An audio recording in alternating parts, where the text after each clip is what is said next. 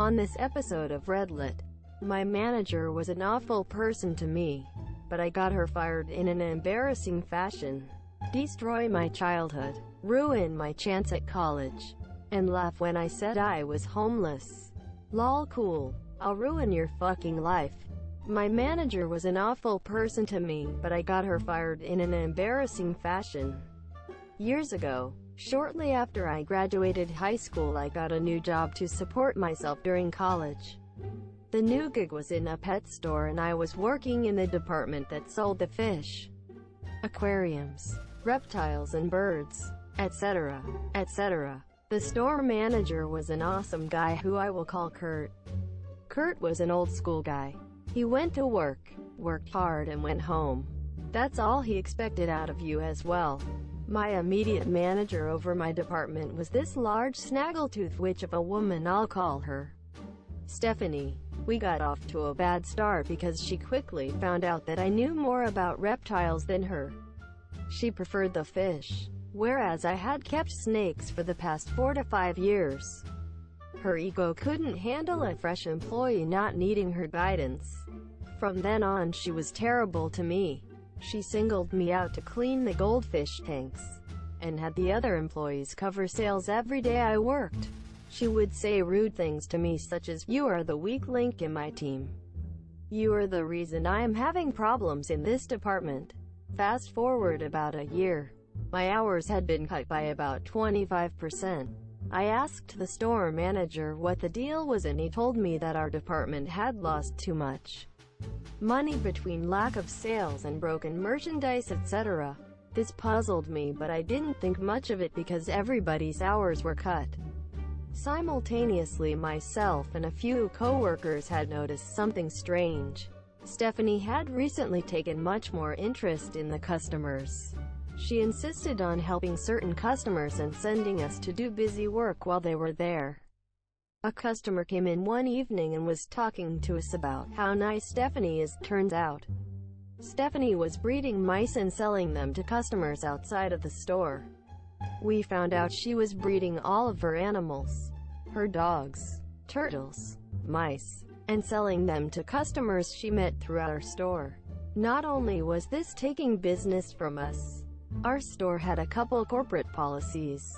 We did not feed nor sell mice as live food for snakes, and we donated a lot of time and money to shelters, and we condemned breeding dogs and cats for sales. Stephanie was making money by selling animals to the customers, all the while her department had hours cut for all of its employees. It didn't quite make sense how this was costing us so much money until one evening I thought I had figured it out. Stephanie was an otherwise lazy woman, but when one of her customers came in, she was by their side the whole time. I watched closely as she followed a customer around, helping them pick out a cart full of expensive aquarium decorations and terrarium supplies like lights and bulbs. I followed and wrote down every item she grabbed. I wanted to see where this went. She directed the customer to a register and went to check them out. She's lazy, and would never do this for any other customers. I noted the time and went back to work. I later spoke to other cashiers about Stephanie checking customers out, and they said that she only ever rang up certain customers and she acted weird when they did it. They suspected she was abusing coupons for them or applying hefty discounts.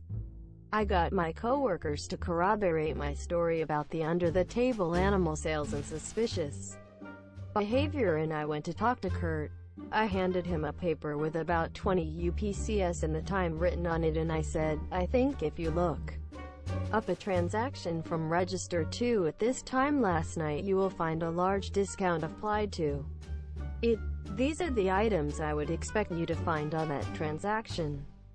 He was a bit puzzled and I explained everything to him. Monsieur, I told him I didn't want to make any accusations before because I wasn't sure, but after seeing her in action I was pretty sure something was going on. He thanked me and assured me he would look into it. A couple weeks later I was at work, and I noticed Kurt was standing near the door watching closely. It just so happened Stephanie was coming in for her shift right about that time. The second she walked through the door, he called her over to his office. Apparently waiting in his office was a regional manager from corporate.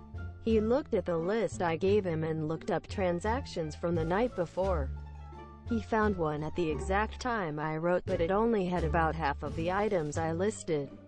But every item that was on the receipt was on the list I gave him. This prompted him to watch her for a few weeks, and in that time frame they found her to be taking her customers around, shopping, personally taking them up to the register and scanning every other item and putting the expensive stuff into the cart without ringing it up. In that time span she had given away over $1,500 in merchandise, and he looked back at the logs we keep for broken merchandise that is written off and found an excessive amount of aquarium supplies and decorations that were signed off by her. It was something like 1,000% more written off broken merchandise than was found at the same time last quarter. All in all, she was charged with stealing, defrauding the store in over $3,500 in merchandise. And it just so happened that Kurt had already arranged for police to meet them after firing her to escort her out. I don't know if she went to jail, but I did watch her get walked out by police with about 20 employees staring. I wish I could have said something, but I had to settle for her making eye contact with me as she walked out, to which I gave her a quick wink. Destroy my childhood, ruin my chance at college, and laugh when I said I was homeless. Lol, cool. I'll ruin your fucking life. So, I posted almost a month ago about one experience with my mother and how I got petty revenge on her. As a kid, I was initially going to post this story, but I didn't want to seem like a super terrible person, but after the response to the last post, I'll post the whole story, which is still somewhat ongoing. So I apologize. The backstory is a pretty long, but it's necessary to understand why I did what I did. Thanks for your thoughts. For those that have been kindly pressuring me via private message, I made GoFundMe warning it's NSFW. I don't expect much, but I'll be using anything I gain towards securing a place to live. As far as my art page, feel free to ask in the comments. TL. Doctor, my mother abuses me badly for most of my life, as well as my younger siblings. I have to drop out of college and support myself after she drove me to homelessness. She proceeds to laugh at me about me being homeless and Dennis abuse. So I ruined her life by getting my younger siblings removed and arrested, making her lose her job, reported her to the IRS, and essentially set her up so that the remainder of her life is full of disaster and hardships. Backstory. My mother was a really shitty person. I have 4 other siblings. 1 older sister, 3 way younger, 3 different dads. Before I was born, I am a male, by the way. My oldest sister was taken away from my mother when she was a few months old because she tried to slice the father of my sister while he was holding her. She lost custody and the dude left her. Older sister goes to live with her father's family in a different city. Lol, me coming into this sexy world. My dad went to jail 2 to 3 years after I was born for a while. I rarely saw him this year. He's an alcoholic, if that matters. She was a single mother, but she made it work, and she worked hard. One of the bigger problems was that she took out all her aggression and hatred of my father on me, as well as work stress and etc. She dealt with sexual abuse growing up, which I'm sure definitely affected her relationships and how she treated me as well. Anyways, cue me being abused from the age of 4 to 5 to about 17. Every day was hell. She was extremely strict and her perspective was warped. She was also pretty big in stature and had a lot of strength. Examples of her being shitty. I've gotten beaten up badly once because her room was dirty. The dishes weren't washed and I got beaten soon as I got home. Even if there weren't dishes when I left to school. If I walked too loud, it'd get my ass beat. She broke my nose for looking at her the wrong way on my 10th birthday when she brought me a cake I was allergic to. It had peanuts. She knows I am slightly allergic to feigned ignorance.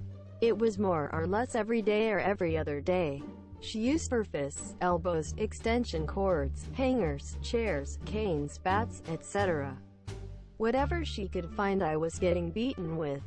I couldn't ever escape to my room for long because she would always call me every few minutes to get her things or to yell at me. She never drank or did drugs or anything. Whenever she was upset and I happened to be in front of her, she'd kick me down the stairs to make me hurry up. She's put a knife to my neck before and had to be forcibly stopped by her BF of the time. Burned my Christmas presents from other people. She didn't get me anything that year. And just other really shitty things. The only thing I will say, she tried really hard to make up for it with video games and electronics and etc. It didn't make a difference to me though. It never helped. She controlled most aspects of my life. I got by with little petty revenges. Peeing in the Lipton iced tea she drank. Rubbing her forks and spoons between NY butt cheeks before I served her dinner. Ignoring her screams for help when she had kidney stones. How TF am I supposed to help anyways? But by the time I got to high school I turned to alcohol. I resented her and the negative atmosphere affected who I was as a person. I started to be cold and uncaring. Calculated. She started kicking me out every few months, telling me to find somewhere else to live by age 15. She sent me away to a different country for a year and tried to keep my passport, but I made it back to the US with the help of the embassy and my stepfather. She'd already left by that time and found some other dude. I came back senior year with no credits for the prior grade, which ended with me getting a GED. I spent most of the time I could with my best friend and started working shitty jobs. I was terrible at saving as I had accumulated loads of shitty habits while growing up, so it didn't make much difference. She eventually told me that if I went to college, I would always have a place to live until I finished. Cue my first 2 semesters at a 2-year college. I maintained a 3.7-ish GPA. My teachers loved me and it was my escape. Towards the end of my 2nd semester during finals, I came home late one night around 10 p.m. and my mother yanks the door open screaming in my face, asking when I'll move out. I'm slightly drunk and decide to completely ignore her and walk to my room as sure if I opened my mouth, that day would be the day I blew up and cursed her out. I've rarely ever raised my voice at her because it never ended well. Now at this point I am 19 and I've been doing school full-time with no savings. I am also fairly fit and could easily take my mom at this point. Never laid a hand on her or any woman. I hate violence. I get to my room. She rips my door open and starts yelling. I say nothing and stare at her. She walks away and called the police on me, saying she thought I'd murder her and my younger siblings. I don't know where the fuck she got that idea from, as she's the one who's nearly killed me many times. I packed everything into a duffel bag and left 5 minutes afterwards. I failed all of my finals because I couldn't make it to my school. Things kinda spiraled and the next 2 to 3 years were me on and off homeless. I survived the best I could in a big city with no college degree and made a lot of shitty choices due to my shitty habits. Eventually I found a profitable hobby that gave me meaning, and through that I started to work my way up, got my own apartment, had a full-time job, and did my hobby on the side. I hadn't kept up contact with my mother at all, but my younger sister, who was old enough to have a phone, found me on social media, so I saw photos and such. She didn't have it anywhere near as bad, but she did get beaten occasionally. My mother reached out via email, all smiles, asking how I've been. Now guys, I've always been envious of the relationship most PPL have with their moms, so I gave her a chance and gave her a call. We talked for a few minutes and everything was civil and seemed like things would go okay, but then she asked me what I've been up to the last few years, and I told her honestly that I was homeless for a while and struggled a lot after what she did to me, but I worked my way out of it. She literally laughs. She laughed for a few seconds in a very condescending kind of chuckle and then said, "I never did a thing to you, so you don't know what abuse is. It's your own damn fault you were homeless. So how about yo?" But by that point, I hung up. I was speechless and fuming. I don't know what abuse is. Okay, bitch. I've spent too fucking long letting you destroy my sanity. Now is the time. There was a few things my mother didn't know. 1. I knew for a fact that current well-paying job she had was gotten on lies, as she never got her college degree and lied about it on her resume. 2. I had access to all of her email accounts and cloud storage accounts since I was the one that set them up when I was younger, and she never changes her passwords. Lastly, she definitely wasn't aware that from 13 years old and on to the last time she hit me, I took photos of all my bruises, marks, wounds, bloody noses, saving them to my computer and then Google Drive. On top of that, my little sister had been sending me photos via social media of the bruises she got from my monsieur. The first thing I did was compile all of those photos, videos into one folder. I then reached out to CPS in my city and explained that my siblings were being abused, how I was abused in the past, and that I had mountains of proof, since I've called the cops on my mother before and the thing that happened with my older sister. There was immediately a home visit.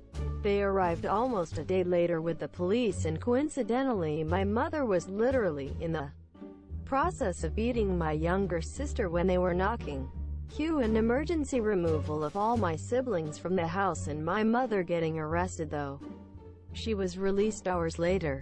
I was getting a day-to-day play-by-play because my mother's best friend is a blabbermouth, and everything my mother said she told her son, who relayed it to me without either of their knowledge.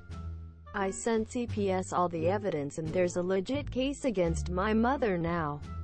The next day I emailed and then called up her job to inform them that she had lied about having a very necessary college degree as well current events in her life, which sparked a background check. She was fired days later. Say adios to $75K and a blacklist in the only industry you know how to work. I then spitefully deleted every cloud account and email address I ever made for her, which was all of them, which I am sure will make keeping up with a lot bills and etc. nearly impossible. I then anonymously reported her to the IRS because of the tax fraud she committed for years by claiming people's children that weren't hers with a lot of detailed information, since I lived with her while she did it. So now, my mother lost all her kids and her job. I am meeting with a caseworker from CPS next week to talk more about what happens moving forward, but I do know they're not going back. IDK how she's gonna pay her mortgage now and survive.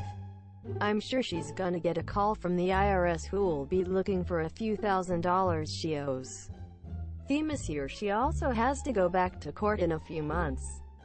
Not exactly sure what she was charged with, but I'll update when I find out how everything turns out. Side note, she isn't aware I am the cause of any of this. I plan on keeping tabs on her and waiting until it seems like she's close to death before I tell her it was all me and I peed in her Lipton.